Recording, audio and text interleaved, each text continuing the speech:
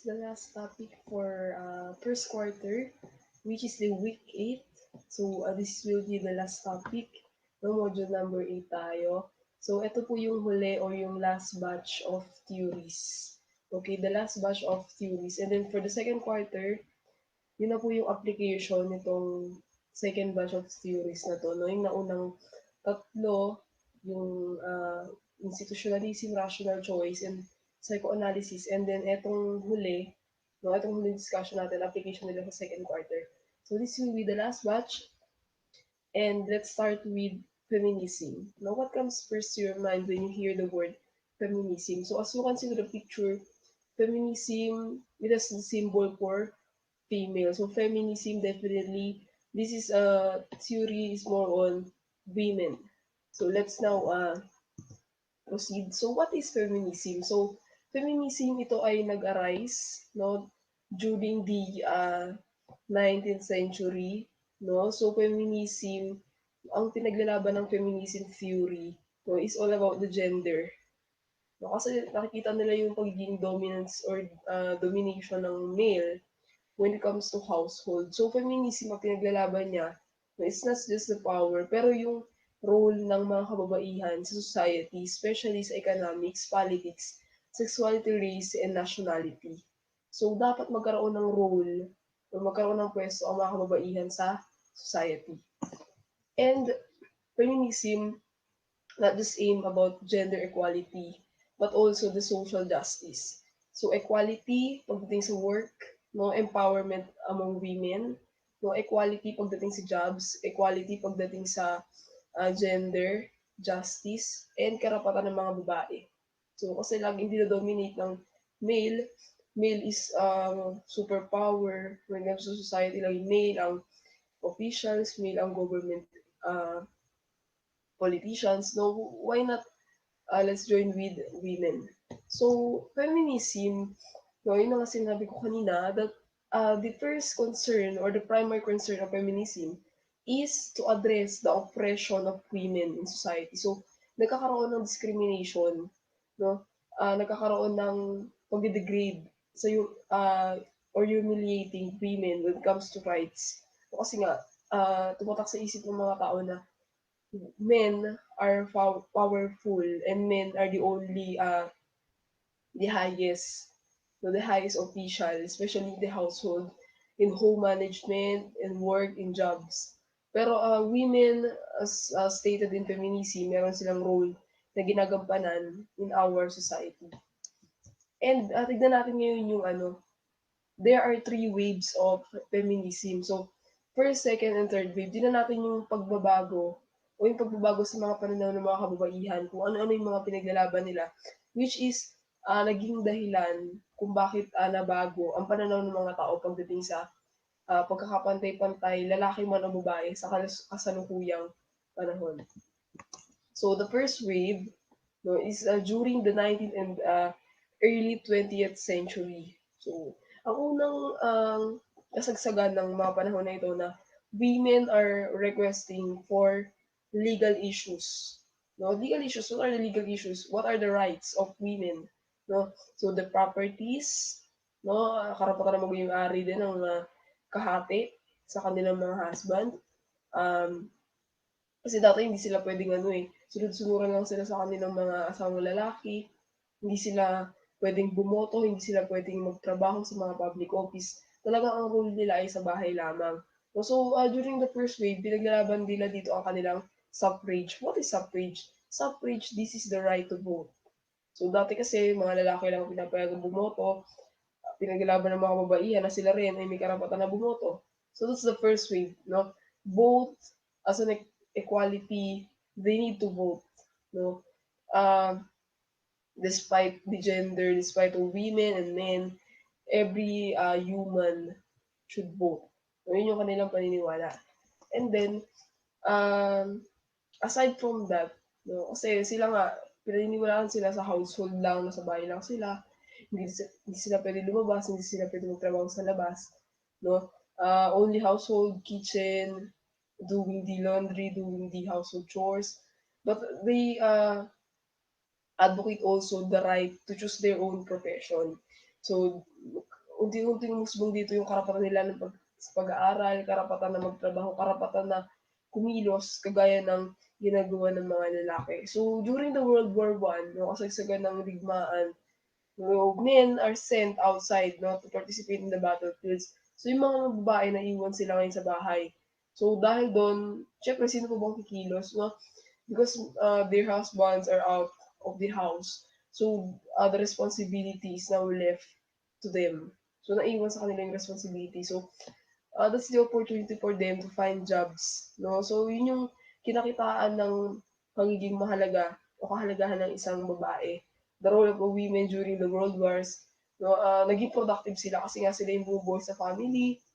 No? Sila yung pumulit sa mga lalaki sa workforce. So, yun yung nagkaroon ng development during that war or during that time. No? That women have the role, have the right, like men, not to assist their family, not just staying at home, but also finding jobs to support their family. So yun yung sa first wave.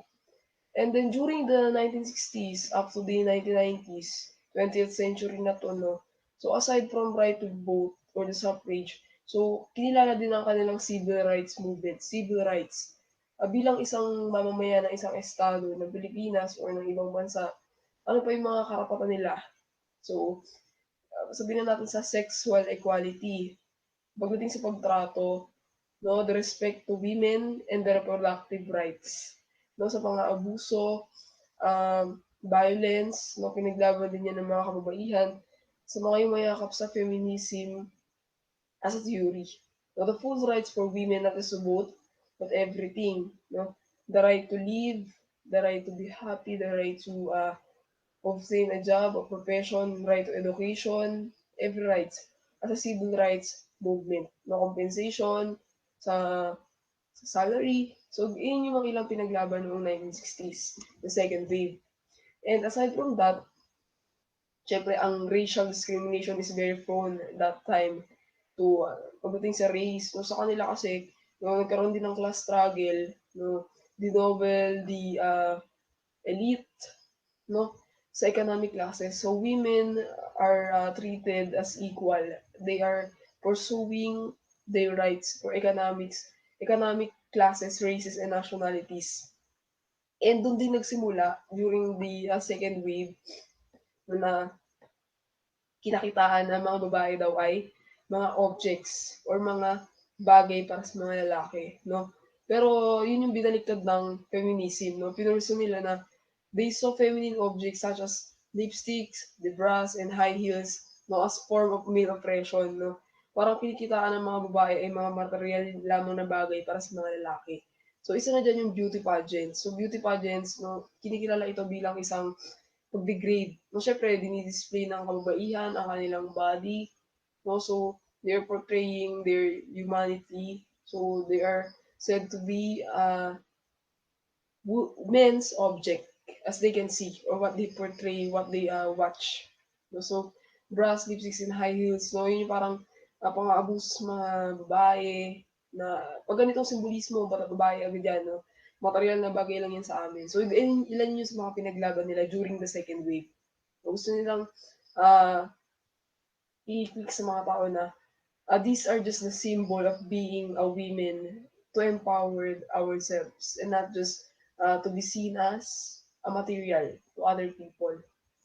And the late 1980s and up to the present time, so meron pa rin tayong umuusbong dito ng feminism, to the feminist theory, no, yun ang pinaglaban nila yung kanilang rights, no?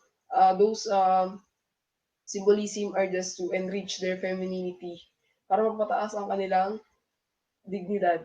And women do not have to pretend like a man. No, they just need to be themselves. No, women have their unique capabilities, their unique characteristics. No? And the advocacy during that time, 1980s up to the present, as we can see, no, yung mga activists, women can now participate in the government, can now be elected, can now resume to public office, can uh, serve the people, women, men. Nakikita natin sa panahon natin in the Philippines that we have an equal opportunity for women. So we can see may gender equality na. Meron na tayong binigyan na ng kahalagahan ang karapatan ng mga kababaihan to participate, gawing mga party list na nagsusulong pa rin sa karapatan ng mga kababaihan. No, and this advocacy, hindi din, ano nga natin, prostitution is still here. Prostitution as women abuse, no? Prostitution, karahasan sa mga kababaihan, no? So ilan pa rin yan sa mga issue. Which is may mga batas na tayo na patungkol dyan na talaga naman tinututukan tapos pinapaigting, papagpairal ng mga polisiya pagdating sa pagtatanggol sa karapatan ng kababaihan. No? Rape, may mga issue tayo ngayon di ba sa pinapanood sa TV, that these are being actioned by the government. No? Ilan sa mga issue, activists, political prisoners, so ilan yun sa mga issue ngayon pagdating sa mga kababaihan. As we can see na sa Pilipinas, based on my opinion, that they have the capability and they have the equality opportunity, no, sa job. So women enjoyed their rights, their freedom to participate in every corner in the government, in our society, like men. Parang minsan na-overpower pa ng ng female ang mga male, no? Pero as we can see now, somehow there's an equality. Kahit na may mga issue na hindi pa rin nakikita doon yung pagkakaroon ng pagiging pantay ng kababaihan at kalalakihan. So nagkakaroon niya ng level up or na evolution, no? Mula sa first wave, second wave, and then ngayon sa third wave. Tignan natin ngayon ang historical roots of feminism. So, meron tayo ditong binigay kong dalawang tao na kung saan the past, no, and the present, kung sino yung mga malalaking ambag or contribution pagdating sa feminism. So, unahin na natin ang proponent, no, ang pinakaunang nagsulong ng feminism, Mary Wollstonecraft. So, Mary Wollstonecraft is an British woman, no, who advocated feminism, that the human rights written by John Locke. So, if you're familiar with John Locke is advocated classical liberalism pagdating sa rights to life, liberty, and property, pagdating sa karapatan or equal rights of people. So, sabi ni Wollstonecraft na etong mga sinabi ni John Locke na mga karapatan, para sa kanya kasi parang mas overpower yung mga lalaki. So, kailangan magkaroon din or maging equal din pagdating sa mga kababaihan. So, those rights should be equal to women. So, right to life, property, pursuit of happiness, and suffrage. So, there should be equality. And Wollstonecraft had a book named Vindication of the Rights of Women. So, nakasulat dun sa simulat ng libro na patungkol sa edukasyon, ang mga kababaihan ay kailangan ng pag-aaral, promoted women's right to pursue her own profession. So, yung mga binanggit ko kanina. So, she was one of the advocate of feminism. And according to her, having an education and a profession were solution for women's freedom. Para hindi lang siya nakakulong sa bahay, kundi mahanap niya rin yung sarili niya sa labas sa tulong ng education. And by means of giving women education, the same with men, no, they will now acquire professions outside domestic life. So she can live the life that he wants. No, choose the profession that she wants. No, so yung kay Wollstonecraft sa past feminism theories. And then naman tayo kay Judith Butler. So Judith Butler, siya yung parang the current generation nagsusulong ng feminism. So, American siya. So, Judith Butler, meron siyang theory of gender performativity. So, kung si Wollstonecraft, meron siyang libro na sinulat pagdating sa feminism. Ito naman si Butler, naniniwala siya na gender is similar to theatrical actors, create roles and identifiable to audiences. So gender is an action which is separable from the action. O kasi alam naman natin, sex and gender is very different from each other. Sex, it portrays being a male or female biologically, physically. But gender, it deals with socio-cultural. No, it is based on society as what you're portrayed to yourself, gender, if you are a femininity or masculinity. So, hindi porke babae siya, female, based on her biological aspects, is uh, femininity yung kanyang gender. No? Feminine. Sometimes masculine. No? Nag-iiba siya ng gender. So, sex and gender are very different from each other. So, yun yung paniniwala ni Butler. And gender is performative in a sense that gender roles and norms have already been established in society throughout history. So, yun na nga, gender is influenced by the society. Gender is influenced by the culture. It is not biological. Kasi nga, you can adopt your gender through the influence of other people in the society. And may binigay siyang example. Girls are raised as if configured to like the color pink and boys color blue. So akala na kasi natin pag sinabing babae, pink agad yung color and boys blue agad. So ganun yung stereotyping ng mga tao. Pero sa pananaw ng pagiging gender performativity ni Butler, that gender ideologies cover human acts and existence to the point that automatic association are created when a man is seen as gay when seen wearing pink. So nagkakaroon ng uh, stereotyping na kapag ang lalaki ay nag-wear ng pink is gay na siya. Pag ang babae naman is blue, lesbian na siya. So nagkakaroon ng kalituhan sa gender pero wag natin tignan ang gender as like that. No, yung binigyan example. Pero gender is based on society and culture. It is based on how you adapt things, on how you interpret things, kung gaano mo kakilala ang sarili mo. So that's gender. Nawala yan sa uh, male or female, but it is based on feminine and masculine. And Judith Butler said that gender is a choice. So choice mo yan kung ano gusto mo. Gusto mo maging feminine, gusto mo maging masculine, no? It is established within ourselves. So kung babae ka, napag-desisyonan mo ikaw ay feminine, so be it. And then masculine, you're a male, so be it. And gender becomes a process of being, something actualized through repetition. So pwedeng magpabago-bago, pwedeng mag-repeat. It is just a process. Not to assess yourself who you really are according to your gender. No? Ganun yung paniniwala ni Butler. And for the criticisms and limitation of feminism, so nagkaroon din ng anti-feminism nung nakaraan.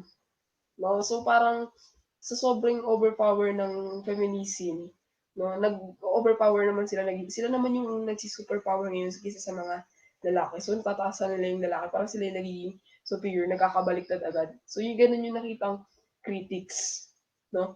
At hindi dapat yun i-treat as a new form of oppression na ang mga female, na-oppress nila yung mga male. Sila yung mas nagiging mataas, parang nagkakabaliktad sila. So yun yung nakikitang criticisms pagdating sa feminism kapag super strong ng kanilang advocacy. And for the next theory, which is the hermeneutical phenomenology. So hermeneutical phenomenology is connected with experiences. No? Pero it is more on logic, more on wisdom, more on reasoning. So let's now discover what is hermeneutical phenomenology. So hermeneutical phenomenology, no, it is based on, as what I said, human experiences. No, kasi alam naman, human experiences, ito daw yung mas makakapag-intindi kung sino ba talaga tayo. Experiences uh, are the key to find ourselves, no? As a means to understand a question of what is to be human. So who we are, no? We can identify ourselves through our experiences. And hermeneutical phenomenology, meron siyang dalawang historical roots. No? Umusbong yung isa hanggang sa naging hermeneutical phenomenology. So may roots siya kung paano nag-umpisa yun. So the first advocate of this theory is Edmund Husserl. So Edmund Husserl, naniniwala siya na, nung una kasi phenomenology lang. So what is phenomenology according to Edmund? So based on his research and his study, no, it is an inquiry on how the human mind can grasp the true nature of things as experienced in the world. So we need experience. No? Nga sabi, experience is the best teacher. And we need to question, no, how examination of experiences of the world can provide deeper insight and perception of the world. Hindi lang porke nakita mo siya, kung sino siya, i-judge mo agad siya na ganito siyang tao. No? So, alamin mo muna kung ano yung experience na napagdaanan niya. So, you can identify who that person is. So, hindi ka kaagad nag-judge kung sino yung tao. But, personally, you need to know kung ano yung mga pinagdaanan niya. And, yun na nga, it suggested that prejudgments, prejudices, biases must first be removed. No, as what I said, no, hindi mo dapat yun na-judge yung isang tao based sa iyong nakita. Pero kailangan alamin mo muna ang kanyang pagkatao. So, you need to remove the descriptions. Kailangan mong i-remove ang iyong judgment, no? Para malaman mo kung ano yung totoo, the universal truth. Ganun yung hinahanap ng phenomenology. To find first what is the universal truth by setting aside judgment. Just go back to themselves, no? Know who you really are before you judge other people experiences. And eto kasi si Edmund Husserl, no? Dati kasi siyang mathematician. So, dati siyang mathematics student na naging philosophy students. So, nung siya ay mathematics students pa, naka-invent siya ng isang pag-aaral. Tinawag niya itong bracketing. No, pinaghalo niya yung mathematics and philosophy with bracketing, no? Familiar with PEMDAS. So, the exponent, parentheses, so bracketing, no? So, according to Edmund Husserl, that bracketing, it is the removal of preconceived ideas as a means to arrive at something for what it actually is and not based on our prejudices, allows one to gain a deeper insight into the true nature of the thing. So you need to, ito bigyan natin ng example para mas malinaw, no? We may know someone who is a single mother, working, no? We could describe her by her job and company, by the amount of time she spent with her children or the lack, by the clothes that she wears, or by her friends. So we can portray that woman is a single working mother. But Husserl argued that those descriptions fail to describe the true nature of the woman in question. Why? What should be done instead is to bracket away such descriptions. We need to set aside those judgments. So once these descriptions are removed, it is revealed that she is essentially a mother who provides for her children but spends less time with them. No? So, tignan natin yung sakripisyo ng isang single mother. So, ganun yung pananaw ni Edwin Husserl to remove those judgments, no? To set aside the bad comments, no? But to know the experiences and kung ano yung pinagdadaanan ng isang tao.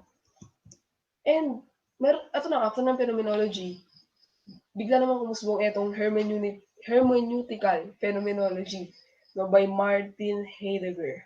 So, Martin Heidegger, may similarity lang din sila sa phenomenology, nagdugtungan lang, kaya nga nagkaroon ng hermeneutical. So, it is just a combined theory. So, ito nga, as what I said, ganun din yung kanilang paniniwala. Hermeneutical is more on experiences, logic, to find why, to find how, to find what, no, about that person, and to find the universal truth, no, which can be used to learn about human. No, kung ano ba talaga ang totoong ikaw. Don't judge a person. So that's hermeneutical phenomenology. And according to this theory, that humans are born in particular historical period, no, pare-paras lang na sinila sa iba't ibang panahon, sa iba't ibang taon, sa iba't ibang lugar. But the human mind is shaped by these factors and is therefore constitutive of how we experience and interpret the world. So the question is, what is the revelation of the thing means for you? So it is more on logical. So in order to find the question or in order to find the real judgment or the universal truth, you need to explore, you need to find a question, what it is to be a human, to be a real human. So you need to find the universal truth by questions, researches. So dyan na yung dyan na siya nag-uumpisa.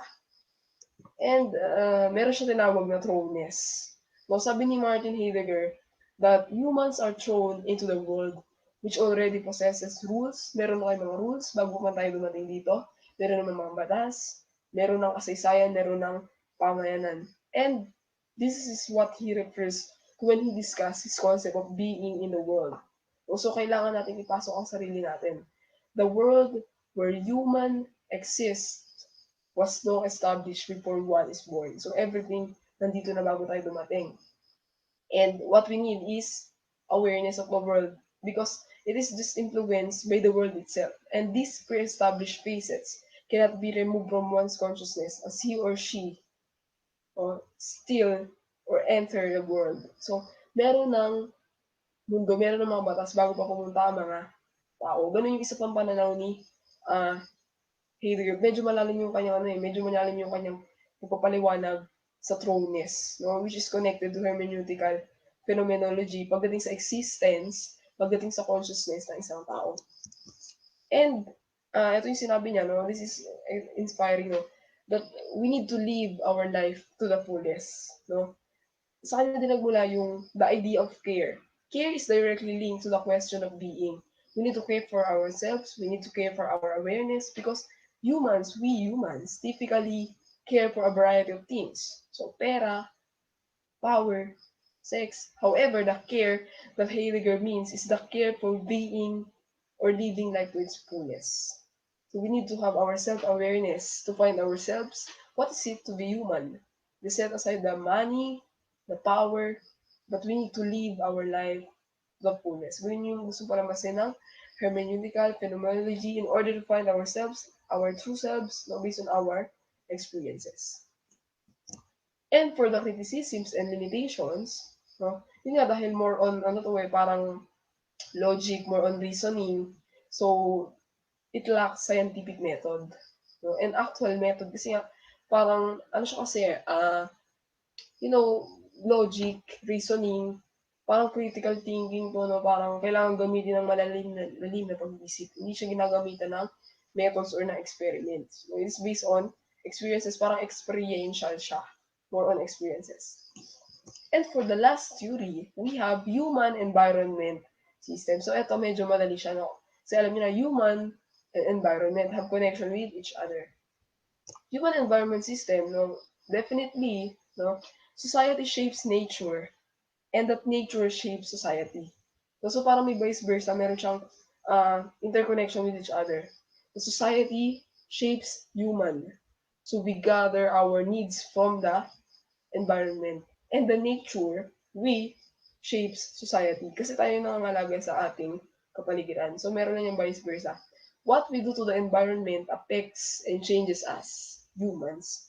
And kung ano yun naman yung kabaliktaran, ganun din yung nangyayari na apektuhan din ang environment. One could see how human systems affect environment systems by looking at our laws and policies. So, we will discuss further. And ito nga, human systems, environment system. Human systems, we, people, di ba? Ano bang meron sa human system? Nandiyan ang government, nandiyan ang policies, nandiyan ang management, nandiyan ang agriculture, kung saan lahat ng tao sila yung gumagawa niyan. Pero ang environment systems, literally more on geography, geographical aspects, no? The living and non-living natural systems in our planet. The water, the landscapes, the weather, the climate, the animals, and the planet life. So, ganun yung sa human environment systems. And meron din tayong mga batas, no? Pagdating sa mga pang-abuso sa ating environment. No? Example natin dito.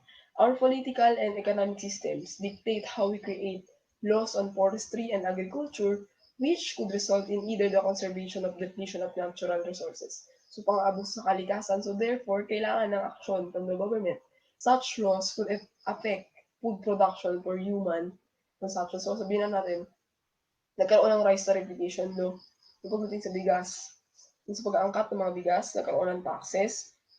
So, political agendas and economic models are influenced by food supply. So, patong-patong ang tax sa rice tarification law, pag-aangkat ng bigas, no? Which in the first place was influenced by human laws and policies. So, kaya nagkaroon ng taxes is gawa din ng mga tao. No? So, parang nagkakaroon na ng vice versa connection with each other. Humans created laws to protect the food supply, and then food supply is being affected because of the human laws. So meron na siya connections, no? And human environment systems are an inquiry into how the system interact, mitigate, arise in either or both systems. So meron siyang epekto sa isa't isa. So ito tignan natin ngayon. What are the impact of human-environment interaction on the natural environment? So makikita natin dito ang cause and effects. So unahin natin, these are human activities, diba? Overpopulation, overgrazing, overcropping, deforestation, desertification, and pollution. Ito ay mga gawa din ng mga tao. So, sabihin natin pagsira sa environment. Pero ano yung epekto nito? So, ito bigyan ko example, no? Yung mga nangyari, no? Human activities, no? The recent Amazon forest fire in Brazil. Kita natin, no? Nasira ang kanilang rainforest, no? Even animals died. The forest destroyed. So, the flora and fauna were destroyed. So, ilan yun sa mga human activities that somehow affect the environment. Ito pa, Australia forest fire, the same issue. And the Indonesia kaingin system na nagkaroon ng haze. What is haze, no? Parang siyang the atmosphere, hangin, puro usok. So, until sa ibang bansa, nakikita nila yan sa Philippines, na mata na sa Mindanao, no? Indonesia is just below the Philippines, no? Nakita nila na pollution, air pollution, no? Due to kaingin system, panununog ng forest, puputol ng puno, pag parang marami ng ibang pananim kaingin system, no? So, haze. So, ilan yan sa mga human activities na naka-apekto sa environment. What are the effects now? So, the effects now, global warming and climate change, na sa tingin ko hindi naman nalalayo. Kasi, this is happening now. Global warming, nag-iiba-iba ang temperatura, umiinit ang mundo. So, imbis na ang tag-ulan is June, naging October, ang summer na paaga, naging March. No? This is just some effects to the environment made by the human activities, climate change, typhoons, natural disturbances, no, nakaka-apekto rin yan sa ating environment. So that's the explanation for that. And the criticism, no? Ang criticism kasi sa human environment system, masyado kasi silang nagpo-focus sa isang bagay. So, parang nakukulangan sila ng explanation, no? Parang kulang sila sa explanation, paano na-explain ang ganitong phenomena. Parang yun yung kanilang nakikitang critics and limitations. So, that's the end. That's a short, brief or the summary of the last batch of the theories. So, it's just a shortcut. No? Kasi everything is here. So, that's the end of second quarter. No, week 8. So, let's see again each other in the second quarter, week 1, soon, and I hope you understand and just watch those videos to understand more our lessons. So thank you so much for listening.